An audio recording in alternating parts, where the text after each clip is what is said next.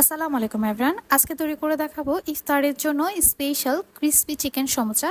এইভাবে সমোসাটি তৈরি করে আপনারা কিন্তু পুরো রমজান মাস জুড়ে এটাকে ডিপ ফ্রিজে সংরক্ষণ করে খেতে পারবেন।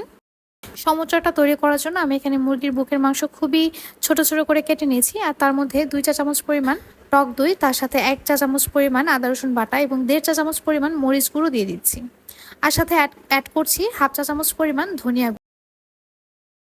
দিয়ে দিচ্ছি হাফ চা চামচের একটু কম হবে গরম মশলা এবং দিয়ে দিচ্ছি হাফ চা চামচ পরিমাণ গোলমরিচ গুঁড়ো। আমি এখানে সাদা গোলমরিচটা ব্যবহার করেছি, তবে আপনারা চাইলে কালোটাও ব্যবহার করতে পারেন। এখানে আমি 1 টেবিল চামচ পরিমাণ টমেটো কেচাপ অ্যাড করছি আর তার সাথে অরিগানো দিয়ে দিচ্ছি সামান্য পরিমাণে। 1 চা চামচ পরিমাণ সয়া সস এবং পরিমাণ মতো লবণ দিয়ে এখন এটাকে খুব ভালোভাবে আমি মাখিয়ে নেব।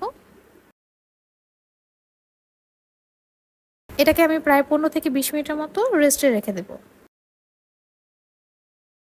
কড়াইতে পরিমাণ মতো তেল নিয়ে এখন ম্যারিনেট করে রাখা মাংসগুলোকে এই তেলের মধ্যে ছেড়ে দিচ্ছি।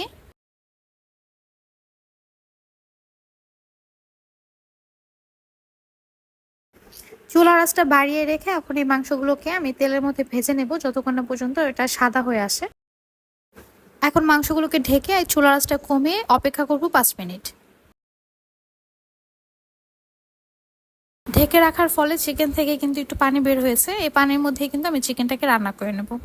এর মধ্যে আমি এখানে গাজর কুচি দিয়ে দিচ্ছি হাফ কাপের মতো এবং সাথে অ্যাড করছি হাফ কাপের একটু কম হবে পেঁয়াজ কুচি। আমি এখানে আর একটু লবণ অ্যাড করে এখন গাজর পেঁয়াজটাকে মাংসের সাথে খুব ভালোভাবে সটে করে নেব। আমি এখানে আরও 2 টেবিল চামচ পরিমাণ টমেটো কেচাপ অ্যাড করছি।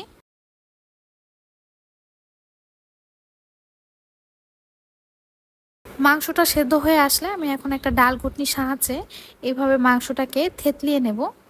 এতে করে মাংসটা ঝুড়া হয়ে থাকবে, দানা দানা হয়ে থাকবে না। আর এরই মধ্যে মাংস থেকে কিন্তু পানিটাও আমি শুকিয়ে নিয়েছি। অ্যাড করছি ছোট ছোট কিউব করে কেটে রাখা ক্যাপসিকাম। আমি এখানে মিডিয়াম সাইজের 2টা ক্যাপসিকাম কেটে রেখেছিলাম, সেটাই এখানে অ্যাড করছি। ক্যাপসিকামটা দেওয়ার পর এটাকে আরও কিছুক্ষণ আমি মাংসের সাথে সটে করে নেব। চুলার আঁচটা একদম কমে রেখে এখন এটাকে ঢেকে আরও 5 মিনিট রান্না করে নেব। নামানোর আগে এখানে প্রায় 2 টেবিল চামচ পরিমাণ গুঁড়ো দুধ দিয়ে খুব ভালোভাবে মিশিয়ে নেব। মাংসের পুরটা কিন্তু রান্না হয়ে গিয়েছে।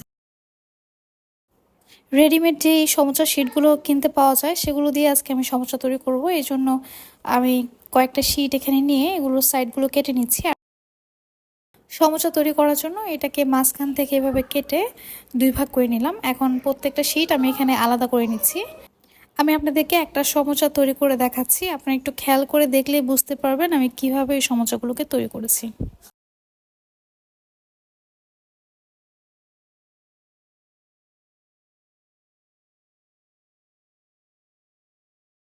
সমোসার ভাঁজটা দেওয়ার পর ময়দা দিয়ে একটু আঠালো একটা ব্যাটার তৈরি করে রেখেছিলাম, সেটা দিয়ে এখন এটাকে খুব ভালোভাবে সিল করে দিচ্ছি। এভাবে করে প্রত্যেকটা সমোসা আমি তৈরি করে নিয়েছি।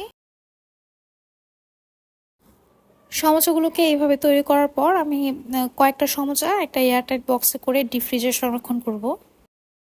আর কয়েকটা সমোসা আমি আপনাদেরকে ভেজে দেখাবো। এই জন্য কড়াইতে তেল নিয়ে এটাকে হালকা গরম করে এখন সমোসাগুলোকে এই গরম তেলের মধ্যে ছেড়ে দিচ্ছি। এই সমোসাগুলো ভাজতে কিন্তু ডুবো তেলের প্রয়োজন পড়ে না। আপনারা এই পরিমাণ তেল নিয়ে কিন্তু সমোসাগুলোকে খুব ইজিলি ক্রিস্পি করে ভাজতে পারবেন। এইভাবে সমোসা তৈরি করলে ইফতারে সার্ভ করলে দেখবেন সবাই এটাকে খুব মজা করে খাচ্ছে। এটা কিন্তু খেতে আসলেই খুব মজা হয়। সমোসার উপরে সুন্দর একটা কালার চলে আসলে এগুলোকে এখন আমি তেল থেকে উঠিয়ে ফেলছি।